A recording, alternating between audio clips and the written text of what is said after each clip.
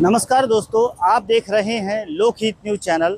और आज मीरा भाईंदर शहर की एक ऐसी सनसनीखेज खबर हम आपको दिखाने जा रहे हैं जिससे कि मीरा भाईंदर शहर के राजनीति में ऐसा लगता है कि बहुत बवाल होने वाला है। जी हाँ, मीरा भाईंदर शहर के भारतीय जनता पार्टी के वरिष्ठ नेता और पूर्व विधायक नरेंद्र मेहता ने आज एक प्रेस कॉन्फ्रेंस बुलाई थी और उन्होंने प्रेस कॉन्फ्रेंस में जानकारी देते हुए बताया कि मीरा भाईंदर शहर के उत्तन इलाके में कत्ल खाने को लेकर 40 करोड़ रुपए का निधि पास किया है और उसका टेंडर निकाला गया है। बहुत ही चौंकाने वाली खबर थी। पूर्व विधायक नरेंद्र मेहता ने आरोप लगाया कि ये जो 40 करोड़ रुपए खर्च करके कत्ल खाने बनाने का जो टेंडर निकाला गया है वो गीता जैन की जानकारी में निकाला गया है और कहीं ना कहीं उनकी मिलीभगत से निकाला गया है। तो काफ़ी गंभीर आरोप पूर्व विधायक नरेंद्र मेहता ने लगाया है और वो सिर्फ आरोप लगाकर नहीं रुके बल्कि उन्होंने इशारा भी दिया है कि अगर ये टेंडर कैंसिल नहीं किया गया तो आने वाले 10 तारीख को इसी बिल्डिंग के ऊपर से यानी कि मीरा भाईंदर महानगर पालिका की जो मुख्यालय की इमारत है उस इमारत पे जाकर वो उसके ऊपर से कूद जाएंगे, ऐसा उन्होंने इशारा दिया है। इस बारे में उन्होंने पत्रकारों को जो जानकारी दी, आइए पहले हम आपको सुनाते हैं क्या कहा उन्होंने। देखिए, मीरा भाईंदर शहर में सभी जाति धर्म के लोग रहते हैं। जैन समुदाय, वैष्णव समुदाय, ब्राह्मण समाज, सनातनी, ये सभी बड़ी संख्या में इस शहर के अंदर है। हम सब आहत हुए हैं, हम सब दुखी हुए हैं जब हमें पता चला कि परसों नगर पालिका ने इस शहर में कत्ल खाना बनाने के लिए 40 करोड़ रुपए का टेंडर निकाला है और ये उत्तन में बनने जा रहा है। मीरा भाईंदर की जो आबादी है वो बोरीवली की संख्या से कम है। यहाँ 1.5 विधानसभा है, बोरीवली में 3 विधानसभा है। क्या वहाँ पे कत्ल खाना है? क्या आवश्यकता नहीं है?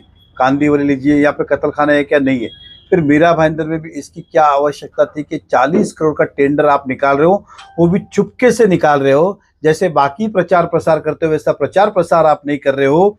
और आपको ही पता 40 करोड़ के टेंडर में कम से कम 15 दिन, 21 दिन, 25 दिन, महीना भर की सहूलत रहती है।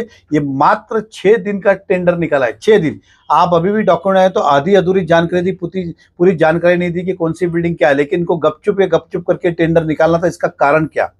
मैं यहाँ के विधायक को ये कहना चाहूंगा कि ये टेंडर अगर आपने 10 तारीख के पहले कैंसिल नहीं किया तो उसी नगर पालिका की इमारत से मैं कूद जाऊंगा। ये मैं आपको कहता हूं, उसी बिल्डिंग से, म्युनिसिपल कॉर्पोरेशन की बिल्डिंग से मैं नीचे कूद जाऊंगा। आपको ये बनाने इस शहर में हम नहीं देंगे। इस शहर में बड़े बड़े धार्मिक स्थल है। फिर मैं इस्कॉन मंदिर की बात करूं, 52 जिनालय जैन मंदिर की बात करूं, धारावी मंदिर की बात करूं या अन्य बड़े बड़े मंदिरों की बात करूं, इस शहर में हमारा विषय खाने का नहीं नहीं है, बेचने नहीं बेचने का नहीं है। इस शहर में 40 करोड़ का कत्ल खाना बना के आप क्या सिद्ध करना चाहते हो?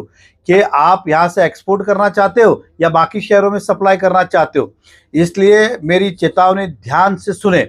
अगर मुझे पता है आप क्या कहेंगे, किसी और का कंधे का साथ आप ये कहेंगे अगर हमारे विधायक के मुझे इस बारे में पता नहीं है तो मेरे जैसा आदमी कहेगा फिर आपको राजनीति में रहने का अधिकार ही नहीं है। आपके नाक के नीचे 40 करोड़ का कत्ल खाना खुल रहा है, टेंडर निकाला जा रहा है। ये कोई एक दिन में तो हुआ नहीं रहेगा और आप बोलेंगे पता नहीं।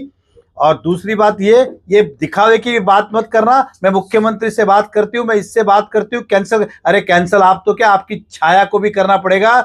हम जब तक जिंदा है इस शहर में ये कत्ल खाना होने नहीं देंगे। मुझे चाहे बिल्डिंग से कूदना पड़े, हमारी लाशों पे से आप बना सकते, इतना मैं कह सकता हूं आपको। लेकिन मैं जब तक जिंदा हूं एड़ी चोटी का जोर लगा लेना और दिखा देना एक ईंट भी रख के, मैं भी यहाँ हूं और आप भी यहाँ। इसके लिए नहीं जनता ने आपको चुन के भेजा था कि आप इतना बड़ा कत्ल खाना इस शहर में लेके आओ। जब कत्ल खाना होगा, हजारों पशु पक्षियां जब कटेंगे तो उसकी एक आहत निकलेगी और एक नेगेटिव एनर्जी जाती है। मैं फिर कहता हूं, खाने नहीं खाना, बेचना नहीं बेचना, इस विषय पे हमारा विषय नहीं है और हमारा उद्देश्य भी नहीं है। इस शहर में कत्ल खाने की आवश्यकता, इतनी बड़ी आवश्यकता नहीं होते हुए बनाने का कारण क्या? और शहर के कत्ल भी यहां होंगे क्या? और शहरों में सप्लाई किया जाएगा क्या? एक्सपोर्ट किया जाएगा क्या? 40 करोड़ रुपए की लागत से आप 9 एकड़, 8 एकड़, 5 एकड़ कितने बना रहे हो ये भी नहीं पता है। इस तरह का आप कत्ल खाना इतना भव्य बना रहे हो। इसके लिए हम मंगलवार को सुबह 11 बजे यहीं से आंदोलन निकालेंगे और नगर पालिका पे जाएंगे।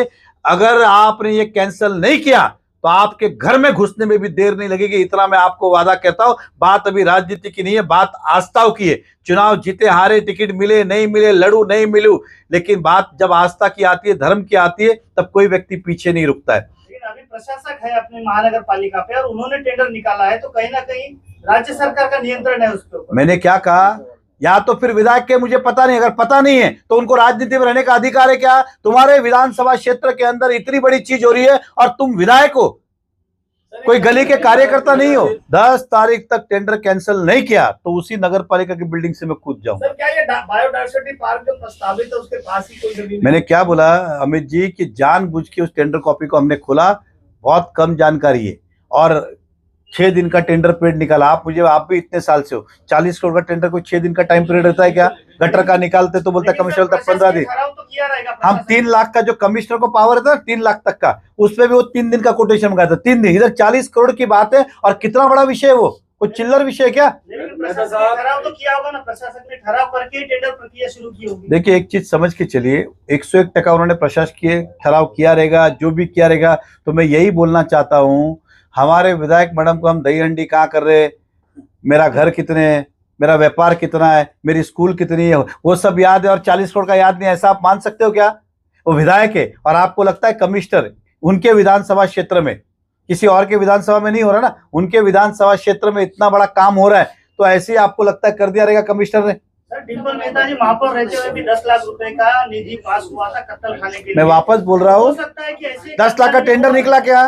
अरे 40 करोड़ का टेंडर है, निधि नहीं है ये अरे मैंने क्या बोला, निधि अलग चीज है, टेंडर अलग चीज। टेंडर निकाला है 40 करोड़ का निधि महानगर पालिका दे रही है, राज्य सरकार? मुझे नहीं पता, हो तो महापालिका को पता होगा ना, कहाँ से लाएंगे पैसा। राज्य सरकार देगी, वो देगी, कहीं से भी देगी, लेकिन टेंडर निकला उसकी बात कर रहा हूं मैं वापस। और वापस आपको कहता हूँ, गलत फहमी, 10 लाख रुपया कभी कोई टेंडर नहीं निकला, ना 1 लाख का 10 लाख का। वो एक बजट की कोई ना कोई खाते में बैलेंस रखना पड़ता है। जैसे अपने बैंक में 10 खाते हो तो भी मिनिमम उससे 5,000 10,000 बैलेंस मेंटेन करना पड़ता है, कि बजट में कभी भी जीरो खाता नहीं होता है, जीरो होने से हेड उड़ जाता है। तो देखा आपने, इस प्रकार से पूर्व विधायक नरेंद्र मेहता ने काफ़ी गंभीर आरोप लगाए हैं और उनका कहना है कि ये जो 40 करोड़ रुपए का जो टेंडर निकाला गया है वो कहीं ना कहीं विधायक की जानकारी में निकाला गया है और ऐसा मुमकिन ही नहीं है कि 145 विधानसभा क्षेत्र जो गीता जैन का विधानसभा क्षेत्र है, उनके विधानसभा क्षेत्र में 40 करोड़ रुपए का निधि मंजूर हो और उन्हें पता ना हो। तो ये गंभीर आरोप लगाया, लेकिन जैसे ही पूर्व विधायक नरेंद्र मेहता ने आरोप लगाया, इसका पलटवार जवाब करते हुए गीता जैन ने भी इस पर काफ़ी तीखी प्रतिक्रिया दी है। आइए हम आपको सुनाते हैं गीता जैन ने क्या कहा इस पूरे मामले पर। देखिए, मेरा तीव्र विरोध ये कत्ल खाने का है और सबसे पहली बात तो ये है कि ऐसा कोई टेंडर कॉरपोरेशन नहीं निकाल सकती जब तक हमारा डीपी फाइनल होके नहीं आ जाए। हमने ऑलरेडी जो आरक्षण डीपी में बताया गया है कत्ल खाने का, उसका विरोध पहले ही कर दिया है। यानी मुझे बिल्कुल अश्योरेंस है कि वो डीपी में आरक्षण कत्ल खाने का नहीं आएगा। हाँ, ये टेंडर उसके पहले अगर मैं 1% समझू के हो जाएगा तब हम समझेंगे कि टेंडर निकल सकता है, वो होगा नहीं। लेकिन अगर हो भी गया तब हमारा तीव्र विरोध होगा। देखिए, एक तो कत्ल खाना वहां होना नहीं चाहिए, दूसरा आप उत्तन वासियों पे कितने और जुल्म करना चाहते हो। वहां डंपिंग ग्राउंड भी वहां देंगे, वहां यार्ड भी देंगे, वहां आप कत्ल खाना भी देंगे, तो सब जुल्म सहने के लिए क्या उत्तनवासी मिलते हैं? नरेंद्र मेहता जी ने आरोप लगाया है कि 145 विधान क्षेत्र में इतना बड़ा कत्ल खाना बनने जा रहा है और ये बात विधायक को पता नहीं हो, ऐसा हो ही नहीं सकता है, और सीधे आपके ऊपर आरोप लगाया है। मैंने तो कहा कि मुझे पता नहीं है। मैंने तो ऑलरेडी लेटर लिख दिया है कि ये टेंडर इलीगल है, उसे कैंसिल करना ही होगा। और ये टेक्निकल कमिश्नर भी इस बात से अग्री करेंगे कि यस, जब तक आरक्षण नहीं होता है, डीपी फाइनल नहीं होता है, हमने ये टेंडर गलत निकाला है। जब इलेक्शन आता है उनको ये स्टंट करना जरूरी है क्या? क्यों ये स्टंट कर रहे हैं? क्या उनको ये छोटी सी टेक्निकल चीज मालूम नहीं है? वो भी आमदार रह चुके हैं, मेयर रह चुके हैं, तो ये छोटी सी टेक्निकल चीज क्या उनको मालूम नहीं है कि ये टेंडर इलीगल है और वो लेटर देना है? या हो सकता है शायद उनको मेरे लेटर देने का पता पड़ गया हो कि ये चीज टेक्निकल है, शायद उनको ये पहले नहीं पता हो ये टेक्निकल चीज। आखिर में 8वीं फेल लोगों को थोड़ा सा प्रॉब्लम आता है ये सब चीजें जानने के लिए। तो ये टेक्निकल चीज है, ये टेंडर बिल्कुल कैंसिल होके रहेगा। और ऐसा स्टंट इलेक्शन के समय करना ऐसे लोगों की आदतें होती है। क्या मैडम ऐसा भी हो सकता है कि प्रशासकीय अधिकारियों के मिलीभगत से आपको बदनाम करने के लिए ये अभी चुनावी माहौल में कत्ल खाने का ही टेंडर पास किया गया? बिल्कुल हो सकता है, और इसके तह तक मैं जाके रहूंगी और मैं कमिश्नर से ये पूछ के रहूंगी कि आपको क्या हक है कि जब तक डीपी आपका फाइनल नहीं हुआ तब तक आप ये टेंडर कैसे निकाल सकते हैं। तो वो ये बताने को तैयार नहीं कि जो फंड है 40 करोड़ बार बार बता रहे हो, आया कहाँ से, उसका फंड महानगर पालिका इस्तेमाल करेगी या कहाँ से, बताने को तैयार नहीं। तो आपको पता है कुछ इसके बारे में? देखिए, अगर आप बोल रहे हैं कि वो तैयार नहीं, इसका मतलब इसमें क्या गोलमाल है उसका पता अब हमें लगाना पड़ेगा। क्या तकलीफ है? अगर फंड आया है, मेरे जितने फंड आए बाकायदा लेटर है और मैं छाती ठोक के कहती हूँ कि मेरा फंड इसके लिए आया है, तो अगर कमिश्नर इस बात से बहुत साफ सुथरे हैं तो ये बता दे कि ये फंड आया कहाँ से है, किसके फॉलो अप से आया है और वो कैसे उन्होंने ये टेंडर निकाला है, क्योंकि कॉर्पोरेशन के पास फंड नहीं है। अच्छा, ये कभी सम्मान से बात तो कर ही नहीं सकते, महिलाओं का अपमान तो इनके नेचर में है। पूरे देश भर की महिलाओं को उन्होंने अपमानित कर रखा है और अब ये कहते हैं कि पता नहीं है। अरे आपको क्या पता मुझे पता है कि नहीं? आप कैसे ग्रहित धर सकते हैं कि भाई आपको पता नहीं है? मुझे आप ये बताइए सबसे पहली बात। तो ये हर बार ये इलेक्शन स्टंट है। मैं फिर कहती हूँ कि 10 तारीख तक क्यों राह देख रहे, कूदना है तो अभी कूद जाओ भाई। ये जो नया स्टंटबाजी निकली है छलांग लगाने वाली, अभी कुछ दिन पहले मंत्रालय में भी डेप्यूटी स्पीकर ने छलांग लगाई, अब ये सेम इसी प्रकार की धमकी दे रहे हैं कि मैं 10 तारीख को छलांग लगा दूंगा। क्या कहेंगे इस बारे में? बिना जाली की बिल्डिंग ढूंढ के छलांग लगाना, क्योंकि उनके कृत्य ऐसे ऐसे है, पूरे मीरा भाईंदर को जिनकी वजह से शर्मसार होना पड़े वैसे उनके कृत्य है। जितना भ्रष्टाचार, जितना बाकी के केसेस आप अगर उन पे देखेंगे तो उनको तो सीरियसली छलांग लगा लेनी चाहिए। तो देखा आपने, इस प्रकार से विधायक गीता जैन ने भी पूर्व विधायक नरेंद्र मेहता के आरोपों पर पलटवार करते हुए जवाब दिया है। साथ ही उन्होंने एक और गंभीर बात की कि 8वीं पास पूर्व विधायक को इतना भी नहीं पता कि किस प्रकार से टेंडर पास होता है और किस प्रकार से ये प्रक्रिया होती है, क्योंकि अभी तक डीपी फाइनल नहीं हुआ है, यानी कि जो डेवलपमेंट प्लान है वो अभी तक फाइनल नहीं हुआ है और जब तक ये फाइनल नहीं होता तब तक कोई भी कार्य हो नहीं सकता। लेकिन सबसे बड़ा सवाल यह होता है कि अगर डीपी फाइनल नहीं हुआ तो मीरा भाईंदर महानगर पालिका के प्रशासक संजय काटकर ने आखिर ये टेंडर निकाला कैसे। साथ ही एक सवाल और यह भी बनता है कि मीरा भाईंदर महानगर पालिका के शहर अभियंता यानी कि सिटी इंजीनियर दीपक खाम्बित ने बिना सोचे समझे चुनाव के पहले इस प्रकार से 40 करोड़ रुपए के कत्ल खाने के टेंडर को कैसे निकाला।